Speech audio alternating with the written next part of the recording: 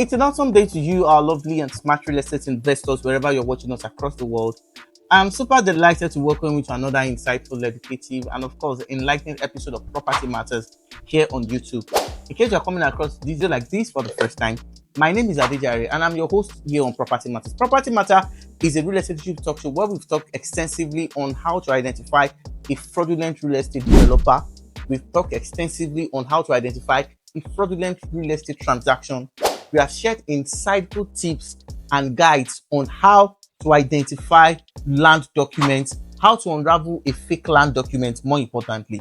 We've shared insightful tips, so after watching this particular educative guide, do well to subscribe, turn on the notification bell, and I will see you immediately after this short commercial.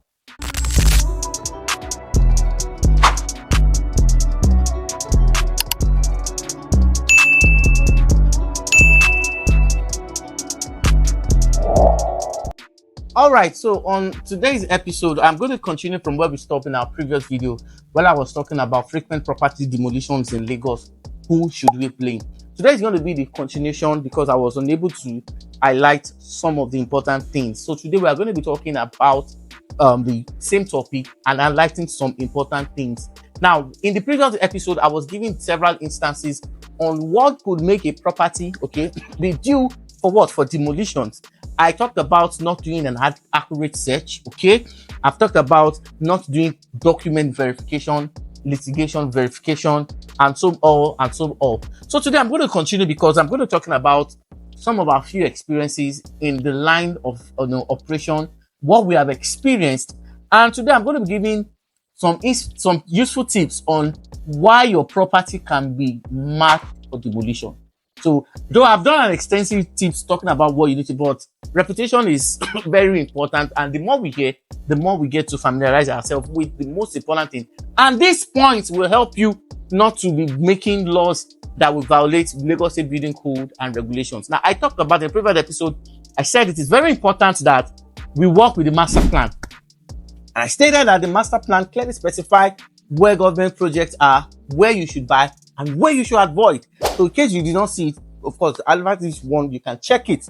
Now, what are those important things I need to do? Number one is that you need to check the root title of the property. Number two, you need a property lawyer to help you check the deed of assignment. More importantly, the verification. Number three, you also need a registered surveyor who help you, number one, check your survey, confirm the coordinates if it's in line with what was given to you on the registered survey on that property. Then you also need to ensure that you are not building, on a committed land, which many people are very guilty of. Then you also need to understand that your building is not, contradicting government codes. And what exactly do I mean by that? Now, you all know that if you are buying a property or if you want to buy or build a house in Lagos, it's very important that you work with what? With the building approval. Now, one of the essential things about the building approval is that the building approval will clearly state the structure that is to be built. The building approval will state the duration and the length and size of the car park. The building approval will talk extensively on the kind of foundations that need to be done. Also on this building approval is also going to state if there are needs for columns, the length of the column, the thickness of the column. Also, as the building is proceeding, the Lagos State Building Management Control, LASCA, will continually come there to ensure that the basic facilities that are needed for that construction are there. The Lagos State Material Testing Department will also come, to check the foundation to ensure that your foundation pass what we call an integrity test. Now, this test is subject to review. And sometimes if your test or if the foundation does not meet the basic requirements, you will have to do what? They will have to stop you and pay a fine. Now, all these things, are the basic regulations that have been set by Lagos State government to minimize the frequent cases of building collapse. A building will also be subject to demolition if it has been considered to be a distressed building. A distressed building can also be described as as a dilapidated building. Buildings that are already having cracks on the walls, that are already sinking. Lagos State government will tag them, as as building, as distress, and they need to go down in order to avoid casualty. So on today's episode, I'm going to be talking about why there will be more demolitions.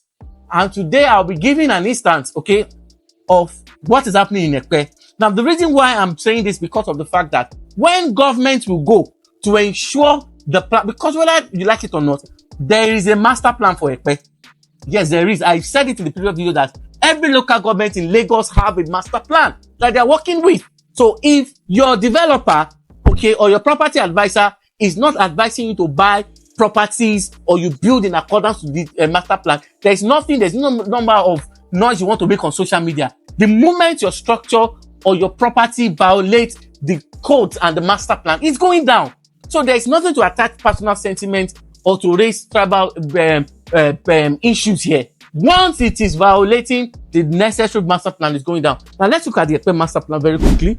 Now you know that on this master plan, they are what we call the legend. Now the legend basically can be described as what? A specifications of what government is saying. Now looking at this legend, you will find out that we have places that are colored. Now the white color is situating the Epe master plan area. The lemon color is situating the agricultural land. The orange color is situating what? The beach. While the purple color is situating commercial. The yellow color is situating residential. The opaque color is representing education. When you look at the other colors, we have columns for health, we have columns for industry, we have columns for mixed use, we have columns for government factory, we have columns for government defense. Now, on this master plan, one of the things I want you real estate investors to understand is that there is a land use that states that this master plan will be effective from 2017 to 2037. Now, from this time duration, what government is saying is that follow this master plan. Now, on this master plan, let us go forward quickly. Now, you notice that there are some white columns that shows where there will be water bodies. There are white columns that shows that where there will be road upgrade. Now, on government master plan, they always put places where there will be road. As I'm talking to you right now, the K2 Epe axis right now is currently undergoing road upgrade. It is and that project is being handled by iTech. It's coming all the way from Ijebu-Ode down to the Ekpeti Junction. So the road upgrade is going to start from that Ijebu-Ode down to Ekpeti Junction. Also, there's also going to be a proposed road from Ikorodu down to this place. So on the master plan, government have stipulated lands that will be used for this. There are places for expressway. There are places for Lamata Road. There are places for proposed ferry rail. There are places for jetty. There are places for pipeline easements.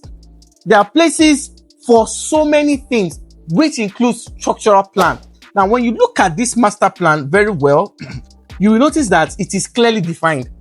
Now, on this master plan, what this means is that if you are buying or building in Epe, you should work with this master plan.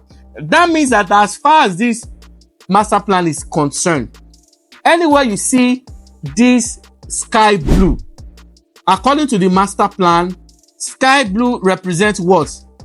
Water bodies and health.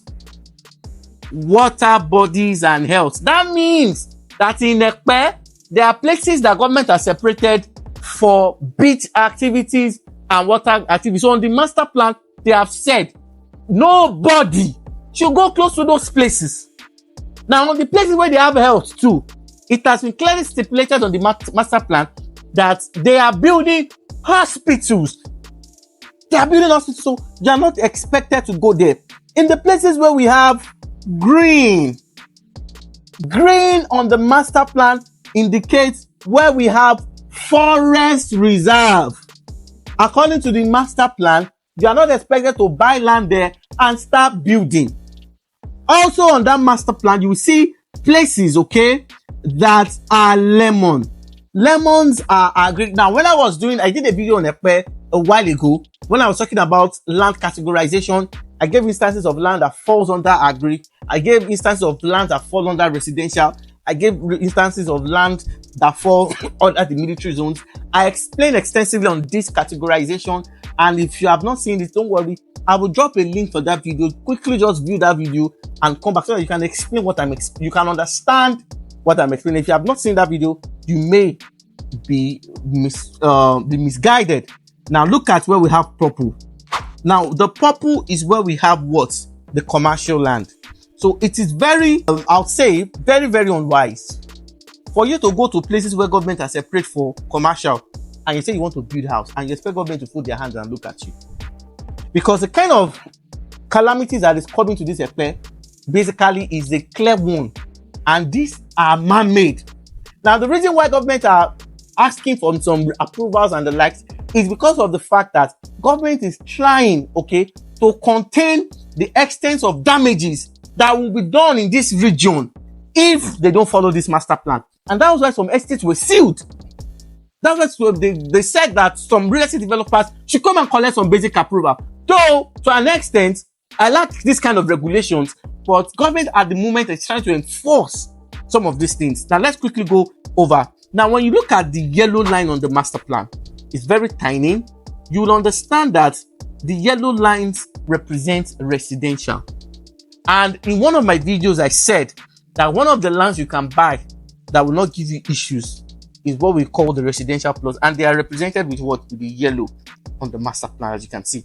Now, one thing you will discover basically is that Lagos state government reserved larger portion of land for health and water bodies.